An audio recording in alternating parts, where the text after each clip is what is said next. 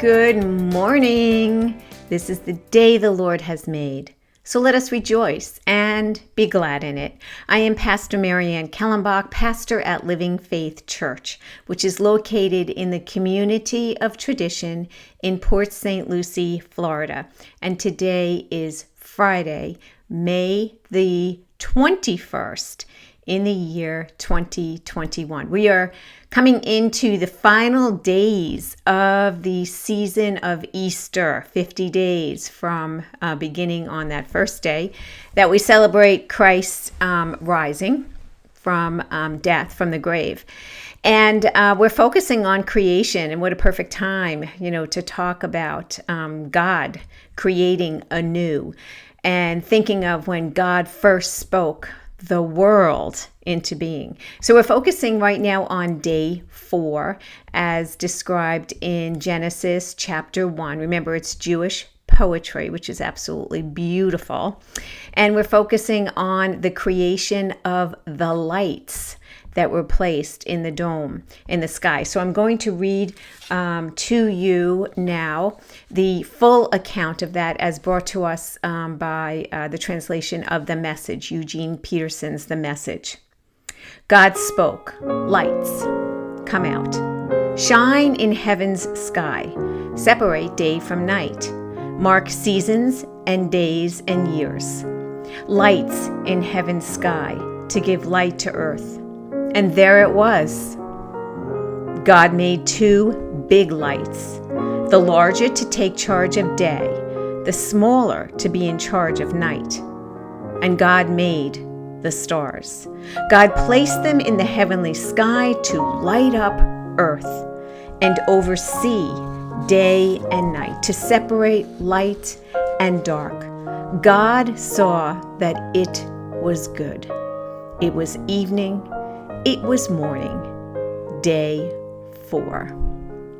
We talked about in the Jewish calendar and the Jewish understanding of the day, it begins with the sunset, and it goes sunset to just before sunset the following day. I mean, it sounds funny to say the following day, but it's from sunset to just before sunset. And that's why we hear it was evening, it was morning, day 4. Day 4. So, did you notice anything unique in today's scripture? When I look at it, there's a couple of things that call out to me. And the first one is, there it was, right? So God spoke and there it was. I just love it. And there it was. That pronouncement, like God spoke and there it was. The second thing I like is the 2 big lights. The larger one to take charge of the day, the smaller one to be in charge of night. The larger one to govern is some of the other translations. The greater light to govern the day and the lesser light to govern the night. But notice that it is light. Light in dark, light in day. And the sun, we call the greater the sun, and we call the lesser, we call that the moon.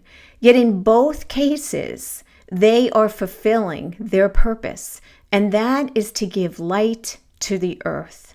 The amount of light is set in accordance with what God spoke. One is to be greater, and one is to be lesser in the amount of light that they give to the earth. It doesn't mean one is better than the other. Greater here doesn't mean more significant in terms of what it is. It's in terms of the amount of light that it gives.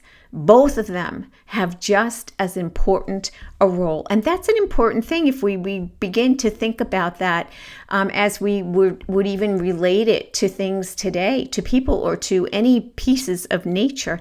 Each has been given a role. Each has been given a role. A blade of grass has a particular role and purpose, just as an apple tree has. Size does not matter. Size does not matter here.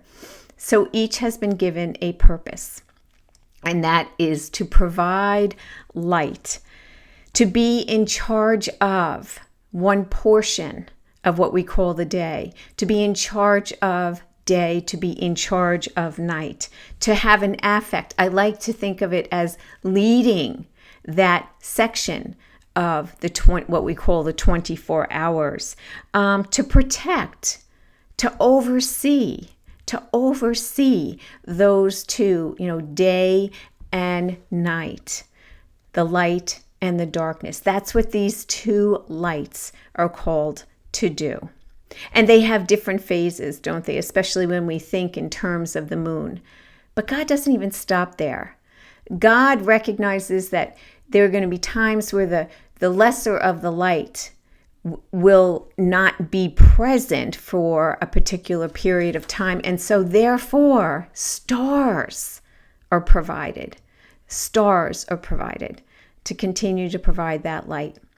Think in terms of the significance of how what we may think that one light is more important than the other light. No, they both have a job to do, and that job is to oversee that which they have been given to oversee, one of which is day and one of which is night. Now, I know that can be confusing, but I want you to think about that in terms of your life. When you look at the sun and when you look at the moon and you recognize that each of them gives off the appropriate portion of light that they were designated to give off, how does that make a difference in your life? And what might that mean in your life and what God has called you to do?